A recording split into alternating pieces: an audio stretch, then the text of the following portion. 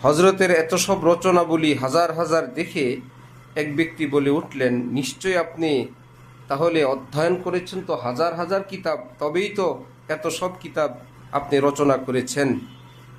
হজরত ने फरमाया चंद किताबें देखी हैं जिनके नाम ये है। हाँ, কয়েকটি বড় বড় কিতাব আমি দেখেছি, যে কিতাবগুলোর নাম এই: एक हाजी अमदादुल्ला साहब, दो मौलाना याकूब साहब, तीन मौलाना रशीद अहमद गंगुही।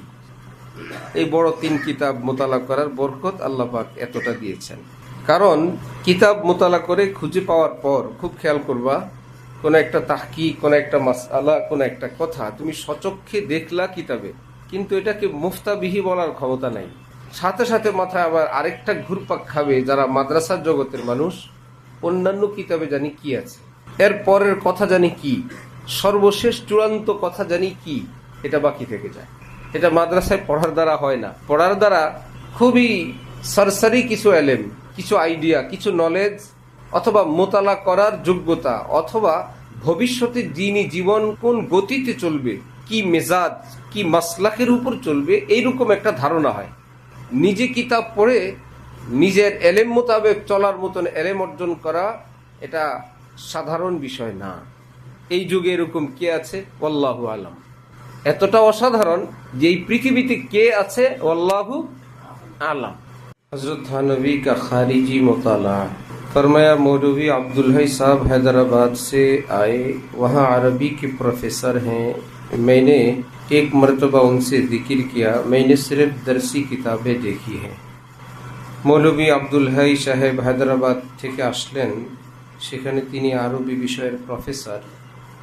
তার সাথে কথা হলো, আমি তাকে বললাম যে আমি দরসের কিতাব সমূহ শুধু এগুলোই পড়েছি, उनके अलावा और ज़्यादा किताबें नहीं देखी।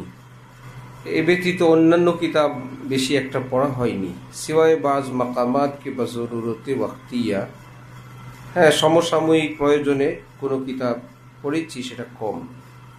उन्होंने ताज्जुब से कहा कि मैं समझता था कि कम अज़ कम 1000 किताबें ज़रूर देखी होंगी।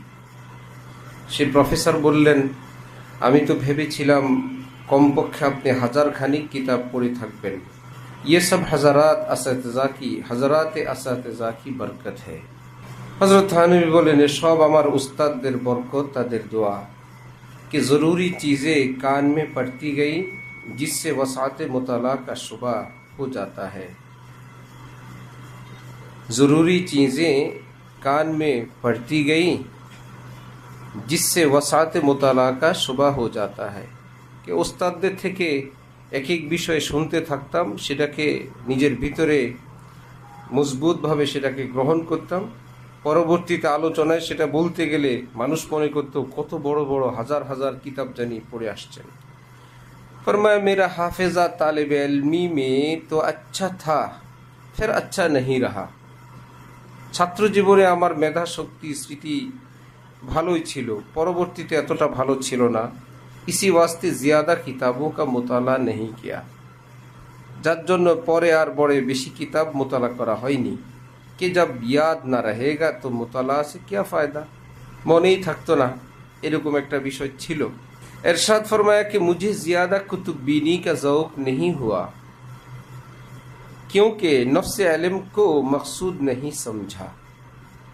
অনেক বেশি কিতাব আমার পড়া হয়নি, কারণ এটাই জীবনের মূল লক্ষ্য উদ্দেশ্য ছিল না। আমল के लिए जितने इल्म की ज़रूरत है उसमें अपने बुजुर्गों पर मुकम्मल एतक़ाद था। আমল করার জন্য যা প্রয়োজন এটা নিজের আকাবির বুজুর্গানি দ্বীনের উপর শতভাগ আস্থা ছিল। তারা যা করতেন আমি তাই করতাম। जो कुछ कुरान और सुन्नत की ताबीर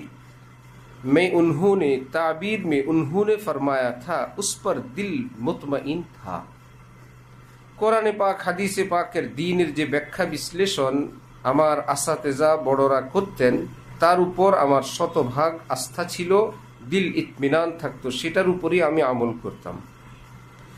एक साहब ने हज़रत की तसानीफ जो 1000 के करीब हैं, সেই সময় যার ধারণা যেমন ছিল, বর্তমানে লাহোরে এক লাইব্রেরিতেই হজরত থানভীর প্রকাশিত অপ্রকাশিত কিতাবের সংখ্যা 1800 এক লাইব্রেরিতে আছে। সেই লাইব্রেরিতে যে যাওয়া হয় নাই, মালিকের সঙ্গে আমাদের দেখা হয়েছে। উনকা হজরতলা এর আগের সফরে ছিলাম না যখন, তখন দেখে আসছেন হজরত মাওলানা ইসহাক সাহেব। মুলতান লাহোর কিতাব পাও না তোমরা? এদারায় तालीफात अशरफिया, सेटा मुल्तान लाहौर वही कंपनी। एक साहब ने हजरत की तसारीफ जो 1000 के करीब है उनका जिक्र करके अर्ज किया कि आपने इतनी तसानीफ फरमाई हैं तो हजारों किताबें देखी होंगी। हजरतेर एत सब रचनावली हजार हजार देखे एक व्यक्ति बोले उठलेन, निश्चय अपनी ताहले अध्ययन करेছেন तो हजार हजार किताब, तबेई तो एत सब किताब আপনি রচনা করেছেন। हजरत ने फरमाया चंद किताबें देखी हैं जिनके नाम ये है, हाँ कয়েকটি বড় বড় কিতাব আমি দেখেছি যে কিতাবগুলোর নাম এই। एक हाजी अमदादुल्लाह साहब, 2 मौलाना याकूब साहब, 3 मौलाना रशीद अहमद गंगुही। এই বড় 3 কিতাব মোতালা করার বরকত আল্লাহ পাক এতটা দিয়েছেন। কারণ কিতাব মোতালা করে খুঁজে পাওয়ার পর খুব খেয়াল করবা, কোন একটা তাহকিক, কোন একটা মাসআলা, কোন একটা কথা তুমি সচক্ষে দেখলা কিতাবে, কিন্তু এটাকে মুফতাবিহি বলার ক্ষমতা নাই।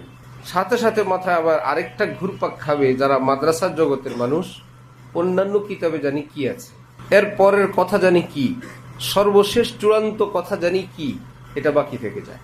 এটা মাদ্রাসায় পড়ার দ্বারা হয় না। পড়ার দ্বারা খুবই সরসরি কিছু এলেম, কিছু আইডিয়া, কিছু নলেজ, অথবা মোতালা করার যোগ্যতা, অথবা ভবিষ্যতে দিনী জীবন কোন গতিতে চলবে, কি মেজাজ, কি মাসলাকের উপর চলবে, এইরকম একটা ধারণা হয়। নিজে কিতাব পড়ে নিজের এলেম মোতাবেক চলার মতন এলেম অর্জন করা এটা সাধারণ বিষয় না। এই যুগে এরকম কে আছে? আল্লাহু আলাম। এতটা অসাধারণ যে এই পৃথিবীতে কে আছে আল্লাহু আলাম। জগৎ সেরা আলেম শেখুল ইসলাম তাকি উসমানী কি বলেন? আমার কিতাবের গোপন রহস্য হযরত হাকিমুল উম্মতের কিতাব। হাকিমুল উম্মতের কোন কিতাব? কোরআনে পাকের তরজমা? আরেক গলতি। সব কিতাব কি তাফসির? সব কিতাব কি হাদিস? তাহলে আমরা তো জানি কোরআন হাদিসই ইসলামের মূল, ঠিক না? যে যত কথা বলবে, আয়াতের তাফসির করবে, হাদিসের ব্যাখ্যা করবে, এই তো কথা। আয়াতের তাফসির যখন তুমি করবা, এর বাইরে যাওয়ার সুযোগ নেই। এই আয়াত সংক্রান্ত কথা বলে তোমাকে ক্ষান্ত হইতে হবে, ঠিক না? অন্য কথায় আয়াতে কিভাবে আসবে? হাদিসের কথা তরজমা যখন করবা, হাদিসের শব্দ, তার তারকিব, তার রিয়ায়ত করে তোমাকে অনুবাদ করতে হবে। এখানে যা আছে তাই, এর বাইরে তুমি কিছু বলতে পারবে না হাদিসের নামে। তাহলে মান কাযাবা আলাইয়া মুতাআম্মিদানে পড়বা। নবী বলেন নাই, নবীর কথার একটা ব্যাখ্যার সঙ্গে বাড়তি যোগ করে দিল, ঠিক আছে? এটা আবার ইসলামে সুসংরক্ষিত থাকার একটা সুন্দর ব্যবস্থা, যেভাবে যা আছে তাই। এক আয়াত আর 10 আয়াত না, পুরা 30 পারা কোরআনে পাকের খোলাসা, হাদিসের ভান্ডারের খোলাসা, নবীজির পবিত্র জীবনীর সার কথা, সার মর্ম, ইসলামের ইতিহাস, সবটাকে একত্রে করে একটা মাফহুম, একটা বিষয়, একটা সার মর্ম, সার কথাটা আল্লাহ পাক যাদেরকে তৌফিক দেন তারা মাউইজার নামে, নসিহাতের নামে, মালফুজাতের নামে ব্যক্ত করেন। বুঝে আসছে? সেই কিতাবের সংখ্যা দিয়ে তো পৃথিবীর ইসলামের এত কিতাব। আর সেই কিতাবগুলো এমন না যে কোরআনে পাকের এক আয়াত, এক হাদিস পাওয়ার পর তোমাকে আমাকে ভাবতে হয় এই আয়াত জানি মানসুখ কিনা, এই আয়াতটা জানি রহিত হইল কিনা, এর প্রেক্ষিতে হাদিসে পাকে জানি কি আছে। আল্লাহ পাকের এই হুকুম, এটা কি আল আমরু লিল ওয়াজুব, ওয়াজিব হিসাবে, না লিল ইবাহা, জায়েজ এবং বৈধতা বোঝানোর জন্য? এর দ্বারা কি ফরজ, ওয়াজিব, সুন্নতে মুআক্কাদা কোনটা সাবিত হয় আমি তো জানি না। আর যখন সবটাকে একত্রিত করে আমাদের মুহাক্কিকিন, আকাবির, বুজুর্গানি দ্বীন, যাদেরকে আল্লাহ পাক সেই মানের এলেম, তাকওয়া, এলমের গভীরতা দান করেছেন, তারা যখন কোনো কথা বলবে, যেমন উলামায়ে দেওবন্দের মধ্যে নকশে দাওয়াম কিতাবে আছে যে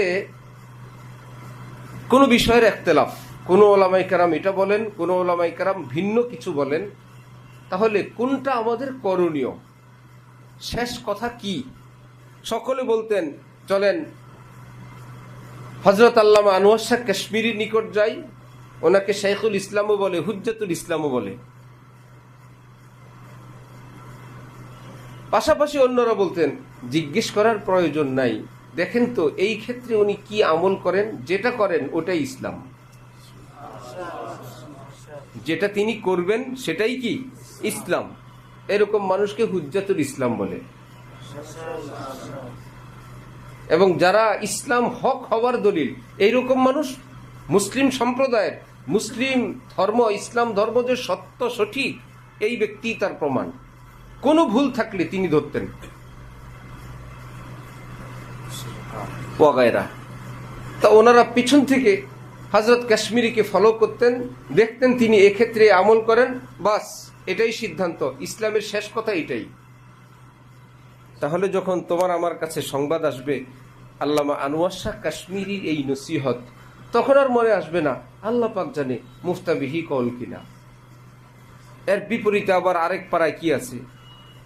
এই জন্যই ফতোয়া আমাদের দেশে, ভারত উপমহাদেশে মুফতি সাহেবরা ফতোয়া লেখার পর কেউ যদি বেহেশতি জেওয়ার এবং বেহেশতি গাওহার নিয়ে দিতে পারে, হযরত বেহেশতি জেওয়ারে তো তার বিপরীত আছে, ওনারা বলেন থুক্কু থুক্কু ফতোয়া বাদ। এত দলিল প্রমাণ সহ এত বড় বড় কিতাব দেখার পর ফতোয়া দিলেন, তুমি নিয়ে গেলে বেহেশতি জেওয়ার অথবা বেহেশতি গাওহার। কি ব্যাপার? আমাদের যা দেখে আমরা ফতোয়া দিলাম, হযরত থানভী সেগুলো দেখার পর আরো অনেক কিছু দেখে এই সিদ্ধান্ত নিলেন। সুতরাং আমাদের সিদ্ধান্তের চেয়ে হাকিমুল উম্মতের সিদ্ধান্ত বড়। বুঝো?